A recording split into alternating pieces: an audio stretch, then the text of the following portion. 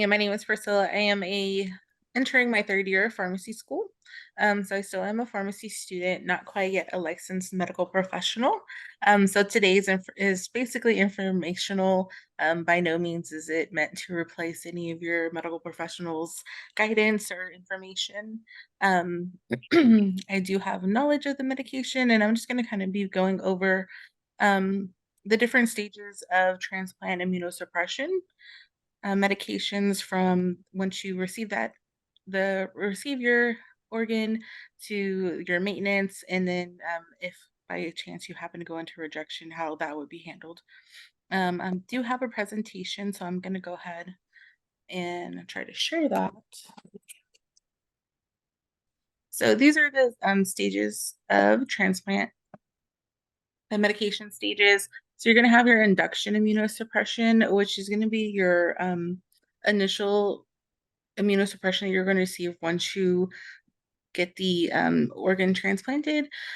These medications tend to be of higher potency, and they're meant to reduce the risk of acute rejection. And these also allow for delay or reduction of future maintenance immunosuppressions medications. Then you have your maintenance immunosuppression medications. This is going to be the bulk of our discussion today, as these are the medications you're going to be taking really for the rest of your life, for as long as you have that the transplanted organ. And then if you happen to go into rejection, there are rescue immunosuppression medications to reverse or prevent the progression of rejection. So these are some of the induction immunosuppressions. So they're all going to be based on your rejection risk. So if you have a low rejection risk, you'll probably receive TIMEOUT. This is a non-lymphocyte depleting medication. You're going to get this 20 milligrams IV or an IV, and you're going to get this in the operating room on post-operative day 0. And then you're also going to get a second dose post-operative day 4. This medication is well tolerated, and there's not very many adverse effects to this medication. And then you also have Campath and thymoglobulin. So these are both lymphocyte depleting, so they're a little higher potency, and they do have more adverse effects, like anemia, neutropenia, which is just low neutrophils. Anemia is low red blood count. You're going to have low platelet counts, higher infection risks, and also you can have cytokine release syndrome. Campath is used also just to prevent rejection. The thymoglobulin is going to be to prevent rejection, and it can also be used to treat rejection. That one is dosed off of your weight, and then it's going to be dosed IV for 3 to 5 days with a max daily dose of 150 milligrams. This one also has some more dosing niches, because it's going to be based off of your complete blood count. So you're going to have to get your complete blood count done daily if you're on this medication, and the dose is adjusted based off of your blood count. You'll just have to reduce that dose by 50% depending on how your blood count is going. So these induction therapies, they are more potent. There's an increased risk of infection with these medications and an increased risk of adverse effects, but they also do decrease your risk of rejection. And then the maintenance immunosuppressions. So these are going to be your medications that you're going to take for the bulk of the time that you have your transplant. They usually have a higher potency the first year that you receive your transplant. And the Prograf is probably going to be your most common one, and they call this the backbone of the maintenance immunosuppressions. You have tacrolimus and Prograf, which is the generic for Prograf. You also have a couple of other medications. They can be extended release, so you would just do once daily dosing, called Astrograph and Embarras. You're going to do this twice daily dosing if you're on the immediate release, or daily dosing. So the dosing on this is really patient specific. A lot of the dosing is based on on how you metabolize these medications. So that's why it's constantly changing, because your metabolism can change on or how you take this medication. So I know with this medication, it's kind of frustrating because you're constantly having to do blood work to find your levels. It also has a low therapeutic window, which means there's only a small dose where it's effective and where it can become toxic. So that's why you have to do blood work constantly to make sure you're not going above or below that therapeutic window. Some side effects with tacrolimus specific to tacrolimus is alopecia, neurotoxicity. So the neurotoxicity is what kind of causes the tremors, which I know is one of like the main or kind of bothersome side effects of this medication. Once those levels get under control, those tremors do tend to reduce. You have glucose intolerance or GI disturbances. So GI disturbances is like nausea, vomiting, diarrhea. Nerol is another one that you can be on that's a calcineurin inhibitor. This one's used a little bit less because it's based on trough level monitoring. So that means they have to draw blood work right when it's due, right when your next dose is due. So it's kind of a little bit more complicated to dose this one or monitor your blood because you have to have blood drawn at such a specific time. So it's not used as much. This one can cause excessive hair growth, gingival hyperplasia, which is actually just excessive growth of your gums around your teeth, acne, and then hypercholesterolemia, which is just high cholesterol. Adverse effects of both of the medications, they do share some adverse effects like nephrotoxicity. That is the main concern with these calcineurin inhibitors, which we'll go over a little bit more in depth a little bit later. Then infection risk, hypertension, gout, high potassium, and low magnesium. So you may be on like a magnesium supplement if you're on one of these two medications. The second one of the trio of immunosuppression maintenance drugs is anti-proliferative. So that's Cellcept or mycophenolate. This is usually dosed at 1,000 milligrams twice daily. However, the dose can be changed based on how you tolerate the medication. So you may decrease that dose if you're unable to tolerate it very well. Has similar side effects like leukopenia, which is just low leukocytes, low platelets, anemia, and GI effects. And then Imuron or azathiopine, this one's not as commonly used anymore, but I wanted to put it in here because it was one of the first drugs that they used in maintenance immunosuppression. It has kind of been phased out just because Cellcept is shown to have better efficacy. This one's dosed at 50 to 150 milligrams daily, well tolerated, but it does have rare occasions of pancreatitis or alopecia. One of the newer kids to the block is the co-stimulatory blocker, which is called Nulojix. This one is mostly reserved for renal transplants. However, it has showed some success in lung transplants as well. And this is really reserved if you're unable to take that calcineurin inhibitor. If you're for some reason unable to take that medication, you would take the Nulojix. It is infusion monthly, which means you would probably have to go in every month to have this done, so maybe a little bit inconvenient. Side effects are dizziness, headache, joint back pain, anxiety. The main benefit of this is it does reduce that risk of nephrotoxicity, so it does reduce the risk of kidney damage. However, it does show an increased rejection risk has been observed if you use this medication. And then last but not least is your corticosteroids. This is usually going to be done at a high dose while you're in the hospital, usually starting with methylprednisolone, and you're going to taper down. And usually you'll be discharged with prednisone once you're discharged. This one has a lot of bothersome side effects like hypertension, increased abdominal fat, poor wound healing, osteoporosis, CNS effects, like euphoria, agitation, depression, insomnia, and sweating.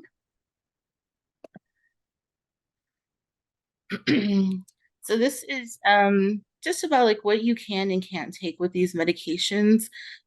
These medications are very sensitive and do have a lot of interactions because of the way they're metabolized. Mostly everything with the medications goes back to how it's metabolized. And again, people are different. Some people have mutations where they're fast metabolizers. Some people are slow metabolizers. And that all affects the level, the bioavailability of the drugs.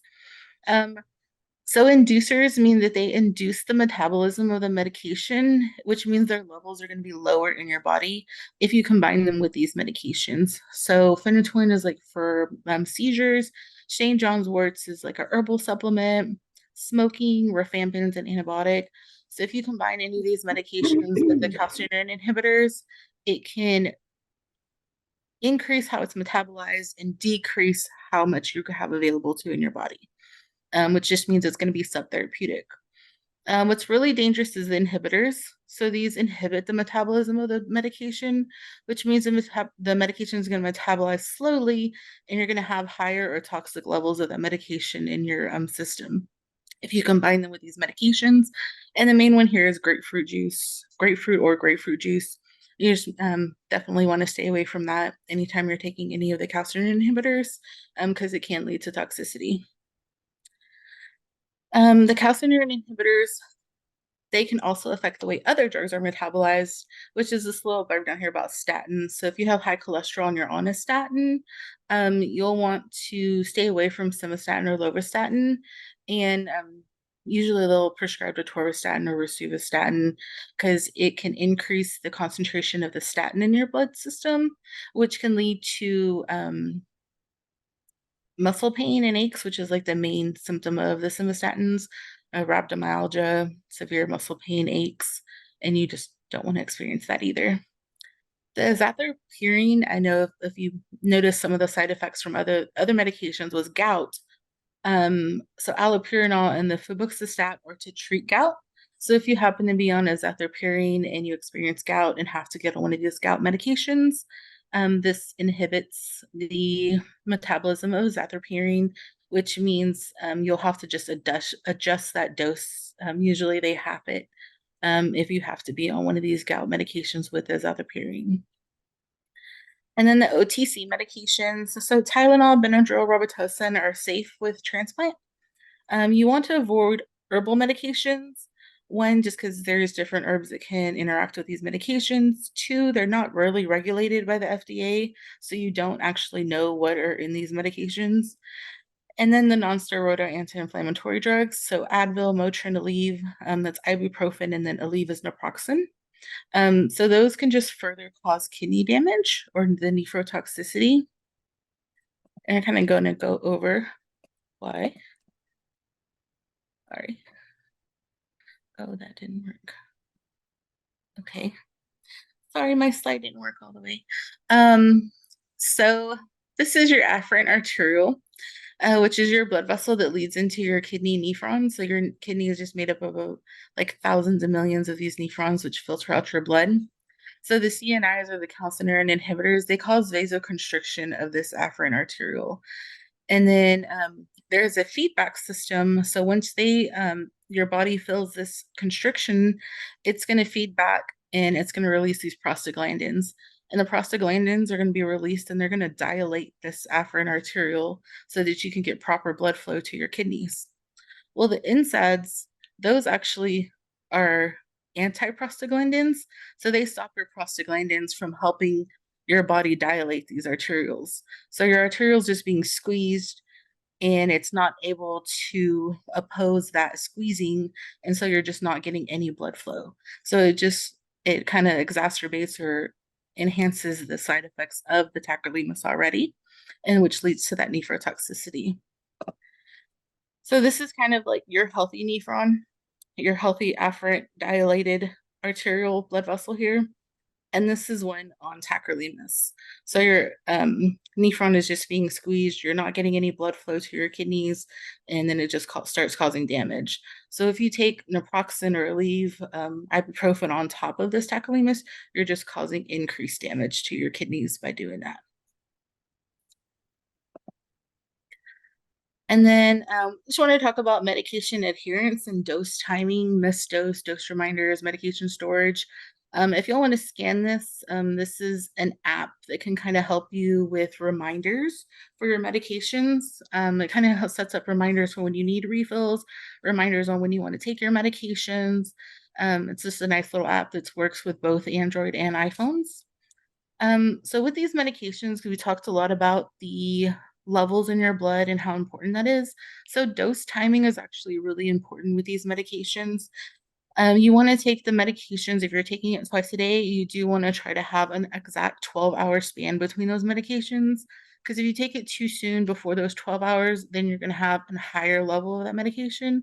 If you take it further than 12 hours, then you're not going to have that therapeutic level in your blood for however amount of time that you separate that.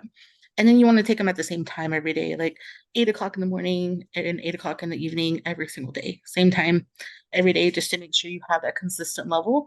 Because anytime you don't have that therapeutic level, that gives your immune system a chance to start building up those antibodies against your organ. Same with missed dose. Really important to not miss a dose, but because these can be like have toxic levels and stuff, you just want to consult your physician on your missed dose plan.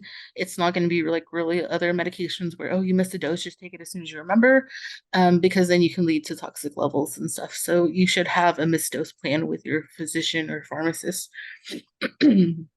And then back to consistency, eating is a good thing to remember too. If you're going to eat, you can eat with or without. You can take these medications with or without food, but you want to take them consistently with or without food because the food can also change how they metabolize. So your levels can change too. If you're taking your medications for a week without food and then decide to start taking them with food for a week, then your blood draws may be different between those weeks because it's affecting the metabolism again. The dose reminders was the app, and then medication storage. So sometimes that can help you with remembering to take your medications. You can use like the pill boxes to remember. Make sure you keep them out of the restroom because you do want to keep these in like a dry area at room temperature. Some people put them like by their coffee pot in the kitchen because they get coffee every day, so they'll remember to take their pills, or on your nightstand, or just somewhere where you know you're going to go every day to remember to take those medications. And then we're going to get into rescue immunosuppressions. So there's two types of rejections. There's cell-mediated rejection and then antibody-mediated rejection. For the cell-mediated rejection, you have your corticosteroids and your anti-thymocyte globulins. So we kind of talked about both of these already. So we're going to focus more on the antibody-mediated rejection treatments, which includes plasmapheresis, intravenous immune globulin, rituximab, bortezomib, and eculizumab. So all of these are going to be just targeting your immune system and depleting your B cells and antibodies that have been developed against against your organ.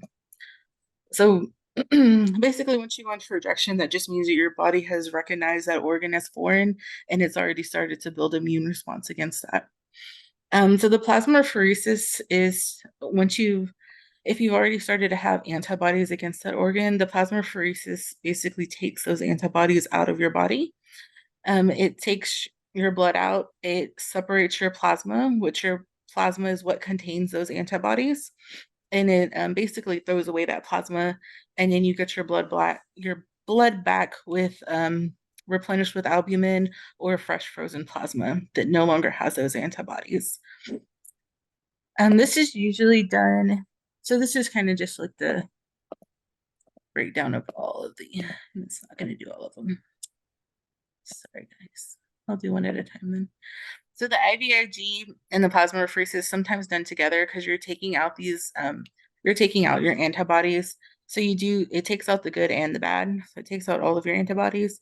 So the IVIG kind of replaces some of those antibodies, and it actually affects all of the levels of the process. So these are your B cells. Your B cells basically regenerate and they go into your plasma and then they make the antibodies, and then the complement is what goes and attacks them, attacks the organ. So the plasmapheresis kind of takes all these out and the IVG replaces it. But what the IVG does is replaces it with pooled antibodies from donors, and it kind of overwhelms or modulates your immune system so that your body is not attacking itself. And then to the rituximab.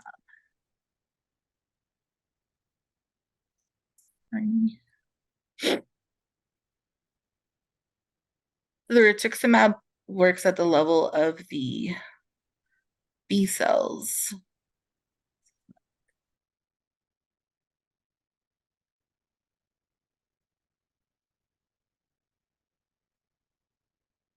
Sorry. So these all of these are kind of a higher potency, and so they're a little bit scary because they do have a lot of side effects.